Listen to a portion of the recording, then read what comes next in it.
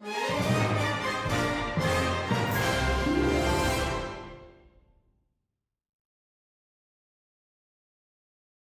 کے پیچھے لکھے ہوئے اس شعر کو آپ ہلکا نہ لیں، جس طرح ٹرک کی بتی کو آپ کو ہلکا نہیں لینا چاہیے، جس نے قوم کو 3 سال سے چکرا کے رکھا ہوا ہے اور ابھی بھی نئی بتیاں جلا کے آپ کو مختلف رستوں پہ نکالا جاتا ہے۔ اس طرح شعر کے اوپر بھی ذرا غور کریں، شاعر اپنے تئیں کیا کہنے کی کوشش کر رہا ہے کہ Islamabad basically has become a city of hate, reference point ہے، استعارہ بن گیا ہے، مثال بن گیا ہے ان نفرتوں کا جو کنٹینرز کے میٹیریل کی طرح سخت ہیں۔ میاں محمد نواز شریف کی ایگزٹ کنٹرول لسٹ کے اوپر جو حکومت کی طرف سے گت بنائی جا رہی ہے اپنی طرف سے، اس نے اسلام آباد بلکہ پاکستان بھر کی سیاستوں کے اندر اتنا گہرا نفرت کا ایک بیج گاڑ دیا ہے کہ اس سے نفرت کے بڑے درخت کے علاوہ اور کچھ نہیں پھیلے گا۔ آپ اندازہ کریں کہ 3 مرتبہ ٹکٹ ایشو ہو چکے ہیں اور ٹکٹ ایشو ہونے کے ساتھ ڈیٹس اناؤنس ہو کر فیملی کو کنوے کی جا چکی ہیں۔ اب یہ کنوے کرنے والے کون ہیں؟ یہ مقتدر حلقوں کے اہم ترین نمائندگان ہیں جو فیملی کے ساتھ رابطے میں ہیں۔ ڈیٹس اناؤنس ہو گئیں، اس کے بعد ٹکٹس اناؤنس ہو گئے، بتا دیا گیا، عدالت نے کلیئر کر دیا، اور پھر حکومت نے اپنی کمیٹی بٹھا دی، اور کمیٹی کے جو زعماء ہیں، شہزاد اکبر ہوں یا فروغ نسیم صاحب ہوں، ایک تو پاکستان کو ہر دور میں کوئی نہ کوئی پیرزادہ مل جاتا ہے، پیرزادہ بھی شاید ایک اہم قانونی نام تھا، فروغ نسیم کا درجہ تو پیرزادہ سے کہیں کمتر ہے لیکن حرکتیں ویسی ہی ہیں۔ تو فروغ نسیم جیسے لوگ جو ہیں وہ جسٹیفائی کر رہے ہیں کہ کتنا بہترین کام ہو رہا ہے۔ پچھلے دنوں جب یہ بات چل رہی تھی کہ عمران خان بہت نالاں ہیں، اب نواز شریف کی ایگزٹ کنٹرول لسٹ سے نام کے ہٹائے جانے والی بحث کے اندر یہ بات عیاں ہو گئی ہے کہ عمران خان کے فیئرز کیا ہیں۔ عمران خان کے 3 فیئرز ہیں۔ ایک خوف تو عمران خان کو یہ ہے کہ جب میاں محمد نواز شریف یہاں سے چلے گئے تو اس کے بعد سیاسی طور پر میاں محمد نواز شریف کا باؤنس بیک کرنا بہت آسان ہو جائے گا۔ 2 مثالیں ان کے سامنے ہیں۔ میاں محمد نواز شریف کی اپنی مثال سامنے ہے، جب ان کو ایگزائل کر دیا گیا تھا، پھر وہ واپس آئے اور اس کے بعد الیکشن وہ جیت گئے۔ بینظیر بھٹو صاحبہ کی دوسری مثال سامنے ہے کہ ایگزائل سے واپس آنے کے بعد انہوں نے کس طرح پاکستان کی سیاست کے اندر دوبارہ مرکزیت حاصل کی۔ تو ایک تو یہ بڑا خوف ہے کہ باہر سے جب ایگزائل شدہ لیڈر جس کی کنسٹیٹیوئنسی موجود ہو واپس آتا ہے تو پھر وہ تہلکہ مچا دیتا ہے۔ اور یہ صرف عمران خان کا خوف نہیں ہے، ان کے ساتھ جو مقتدر حلقے کھڑے ہیں ان کا بھی خوف یہی ہے کہ نواز شریف ریڈنڈنٹ ہونے کے بجائے مرکزیت حاصل کیے چلا جا رہا ہے۔ دوسری بات کہ نواز شریف کے جانے کے بعد حکومت نے، بالخصوص عمران خان نے، یہ جو بات چیت شروع کی ہوئی تھی کہ میں نے ان لوگوں سے پیسے نکلوانے ہیں، احتساب کے اندر سے تو کی مرغی میں سے تو ایک انڈا بھی نہیں نکلا، وہ تو کڑک مرغی نکلی۔ اب نواز شریف کو جیل میں رکھ کے ایک سمبولک سگنیفیکنس کریٹ کی جا رہی تھی کہ کس طریقے سے ہم نے ان بندوں کو زیر اعتاب رکھا ہوا ہے۔ اب وہ زیر اعتاب رکھنے والا عمل جو ہے، جس کے ذریعے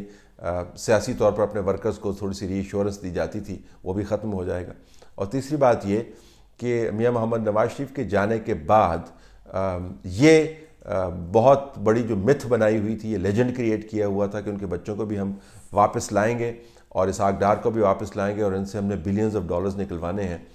وہ تمام جو غبارہ تھا اس کے اندر سے بھی ہوا نکل جائے گی۔ تو یہ 3 بڑے خوف ہیں جس کی بنیاد پر ان کی صحت کو مرکز بناتے ہوئے سیاست کھیلی جا رہی ہے۔ نون لیگ کا رد عمل ابھی تک، جب تک میں آپ کے ساتھ STH ریکارڈ کر رہا ہوں، وہ بردبارانہ ہے اور تحمل پر مبنی ہے، لیکن بعض لوگوں کا خیال ہے کہ ناک رگڑوانے کا عمل جو حکومت نے شروع کیا ہوا، اگر اس کے اوپر مسلم لیگ نون کی قیادت مکمل طور پر خاموش ہی رہی تو پھر آنے والے دنوں میں ان کی اس تذلیل کے اندر اضافہ ہوتا چلا جائے گا۔ کیوں مسلم لیگ نون کی قیادت اس کے اوپر خاموش ہے، اس کے اوپر زیادہ بحث کرنے کی ضرورت نہیں۔ ان کا خیال ہے کہ کرٹیکل جنکچر ہے جہاں پر یہ پارٹی کھڑی ہے، اور اگر میاں محمد نواز شریف کی صحت کو بچایا جا سکتا ہے، اس کو تحفظ دیا جا سکتا ہے، تو وقتی طور پر یہ خاموشی جو ہے آڑے نہیں آنی چاہیے۔ لیکن ان دا لانگ رن اگر آپ دیکھیں گے تو یہ جو ایپیسوڈ ہے جس نے نفرتوں کی بنیاد مرتب کی ہے، وہ مسلم لیگ نون کو کی اس پالیسی کے بالکل خلاف بھی جا سکتی ہے، جس کے اندر تحمل اور بردباری بھی ہے، اور لوگ پوچھیں گے جی کہ اور کس چیز کا آپ انتظار کر رہے تھے نواز شریف کی زندگی اور موت کے معاملے کے اوپر یہ سیاست، ان کی بیگم کی علالت اور موت کے اوپر یہ سیاست، ان کے باپ کی علالت اور اس کی موت کے اوپر یہ سیاست، کبھی بانڈ لکھواتے ہیں کہ آپ نے پاکستان میں واپس نہیں آنا،